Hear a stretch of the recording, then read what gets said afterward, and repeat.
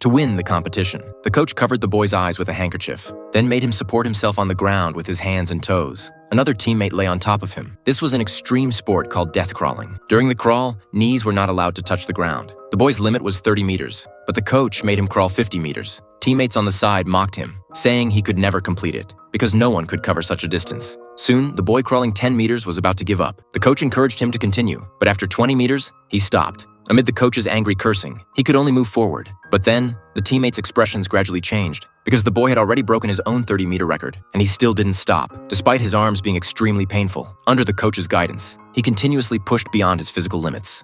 I'm by strength! Then you negotiate with your body to find more strength, but don't you give up on me, Brock. You keep going, you hear me? You keep going, you're doing good, you keep going! Finally, the boy collapsed on the ground, weakly asking the coach if he had completed the 30-meter training. At this point, the coach removed his handkerchief and told him he had crawled the entire 100-meter field. This made everyone realize that miracles happen if you're willing to try. Soon, the competition day arrived. Facing the numerous and more physically fit Giants team, the Eagles team quickly fell behind. They couldn't stop the Giants' attack at all. As the score gradually increased, the coach quickly called a timeout and assigned a new tactic to the players. When the game restarted, the coach's new tactic indeed worked. The Eagles team constantly used fake moves to deceive opponents, successfully breaking through their defense. Just as the score gap was narrowing, the Eagles' main shooter was unexpectedly injured. This disrupted their plan, as the game was drawing to a close. But they were still 2 points behind. At this critical moment, the coach decided to let the backup shooter take an extremely long free kick. But this was far beyond the boy's usual kicking distance. The boy wanted to refuse, but the coach made him believe in himself.